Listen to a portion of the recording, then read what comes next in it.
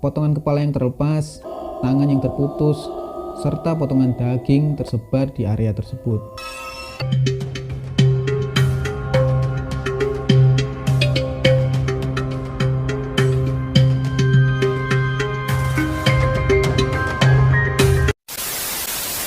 Oke guys, kembali lagi bersama saya di channel ini. Kali ini kita akan membahas sebuah tragedi kelam yang sangat menggemparkan di Indonesia pada tahun 2000 yang berkaitan dengan transportasi kereta api yang merenggut banyak korban jiwa.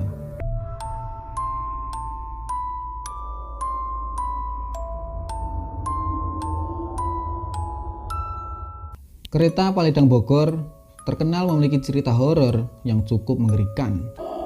Kereta yang berlokasi di Jalan Paledang ini punya masa lalu yang cukup kelam.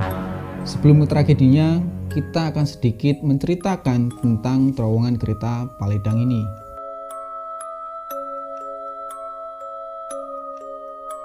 Bagi sebagian orang yang belum pernah melihat terowongan ini, mungkin akan berpikir terowongan ini adalah terowongan yang sangat panjang. Namun pada kenyataannya, terowongan kereta ini memiliki panjang hanya 10 meter yang dibangun di bawah sebuah jalan, sehingga jelas panjang 10 meter sebenarnya adalah lebar dari sebuah jalan di atasnya. Dan terowongan tersebut memiliki ketinggian ruang yang pas dengan atap keretanya. Dilihat sekilas, terowongan kereta Paledang ini memiliki ruang yang sangat sempit dan tak seperti terowongan pada umumnya. Hal inilah yang kemudian terjadi tragedi yang menelan banyak korban jiwa. Dan banyak sumber yang menjelaskan bahwa tersimpan cerita horor dan kejadian mistis seperti arwah korban kecelakaan kereta yang masih bergentayangan di sana.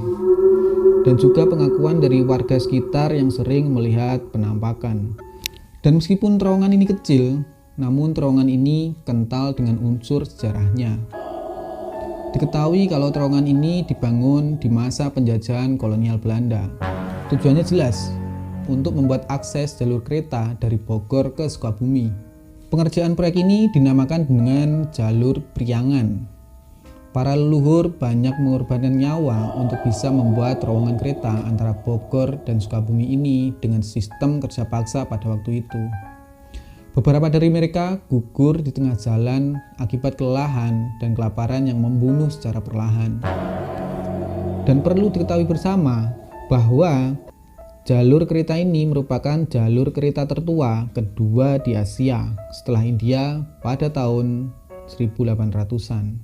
Selain proses pembuatan terowongan kereta yang penuh darah, saat sudah dipakai secara massal pun terowongan ini menelan korban jiwa kembali. Seperti yang kita tahu, kalau kebiasaan orang zaman dahulu naik kereta biasanya sampai duduk di atas gerbong. Dan tragedi terowongan Paledang ini adalah sebuah peristiwa kecelakaan kereta api yang menelan belasan korban jiwa dan puluhan luka-luka. Kejadian bermula pada tanggal 12 Januari tahun 2000. Keadaan stasiun Bogor pada saat itu sangatlah ramai. Diperkirakan bahwa ada 1.000 penumpang pada saat itu yang akan melakukan perjalanan ke Sukabumi. Padahal biasanya penumpang ke wilayah Sukabumi hanyalah sekitar 700 orang. Tapi pada saat itu moda transportasi kereta banyak diminati warga. Selain murah, di mana pada saat itu ongkos kereta menuju Sukabumi hanya 700 perak. Selain itu, karena kereta api mempunyai jalur tersendiri, maka lebih cepat jika dibandingkan dengan mode transportasi lainnya. Di hari itu, selain penumpang yang begitu banyak, kereta juga mengalami keterlambatan. Kereta dari Bogor baru bisa berangkat jika kereta Sukabumi sudah sampai. Jadwal keberangkatan pada pukul 12.50 siang. Namun kemudian tertunda sampai dengan jam 3.43, hampir jam 4 sore. Ketika kereta akan berangkat, para petugas harus kembali marah-marah lagi pada anak-anak muda yang naik di atas gerbong kereta dan menurunkan mereka. Dan setelah diturunkan petugas, akhirnya anak muda itu pun masuk ke dalam gerbong kereta. Dan para pemuda ini diantaranya pelajar, sebagian juga ada yang berpakaian seperti anak pang, dan juga ada yang menenteng gitar yang kemudian diketahui bahwa sebagian dari mereka hendak berwisata ke wilayah gunung. Namun ketika kereta kembali berjalan, para remaja itu langsung keluar dari gerbong dan kembali lagi mereka naik ke atas kereta. Dan yang sangat disayangkan lagi, mereka juga masih sempat-sempatnya mengambil batu dan kemudian mereka melempari kaca ruang pengawas seperti yang disampaikan oleh Wakil Kepala Stasiun Bogor kala itu, yaitu Ahmad Sambudi. Para remaja yang sudah berhasil naik ke atas kereta, seakan mereka lupa atau tidak sadar, dalam jarak 1 km dari stasiun Bogor terdapat terowongan jalan Paledang yang memiliki tinggi yang pas dengan badan kereta dan hanya menyisakan sedikit ruang sehingga tidak mungkin jika ada orang di atas kereta. Dan tanpa diduga, hanya beberapa saat setelah mereka berangkat, kejadian maut pun tak bisa dihindarkan. Para remaja yang berada di atas gerbong, sebagian dari mereka langsung menghantam dinding terowongan dan terpental.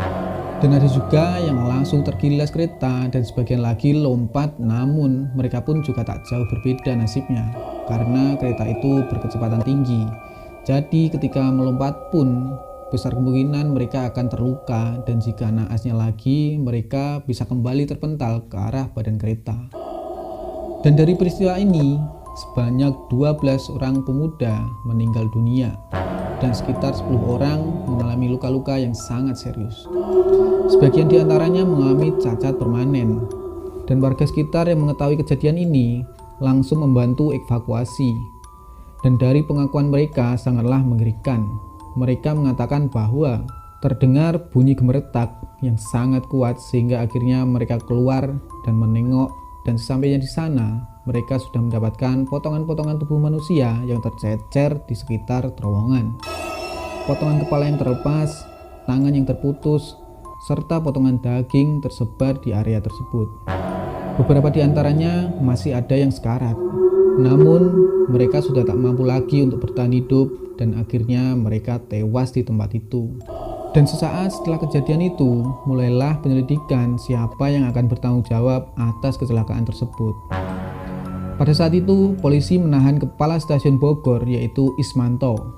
Pihak kepolisian mengatakan bahwa Ismanto membiarkan kereta berangkat meski remaja itu susah diperingatkan. Dan jika tetap susah diatur, polisi mengatakan seharusnya Ismanto meminta bantuan polisi untuk melerai. Namun hal ini pun ditanggapi dengan berat oleh rekan-rekan kerja Ismanto. PT Kereta Api saat itu juga harus memberikan santunan kepada korban kecelakaan senilai Rp1 juta per orang. Namun Sambudi selaku Wakil Kepala Stasiun Bogor bingung. Ia mengatakan kalau dipikir-pikir, asuransi mana yang mau mengganti kerugian untuk peristiwa seperti itu? Memangnya atap kereta dipakai untuk duduk? Selain itu, Ahmad Sambudi juga mengatakan bahwa kereta api diberangkatkan dalam keadaan sudah aman. Mereka turun dari atap kereta, namun mereka naik lagi saat kereta sudah dalam keadaan berjalan.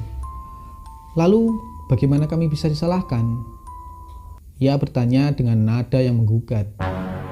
Dan dari peristiwa ini menjadi pelajaran yang sangat berharga untuk taat pada aturan dan juga keselamatan dalam berkendara. Dan semoga kita selalu mendapatkan perlindungan dari Sang Ilahi, sehingga bisa terhindar dari peristiwa naas seperti itu. Dan untuk teman-teman yang tinggal di area Bogor atau tahu informasi lain tentang kejadian ini, silahkan tuangkan pendapat kalian di kolom komentar di bawah. Dan silahkan berikan koreksi jika ada kesalahan dalam video ini. Dan sampai jumpa di video-video selanjutnya.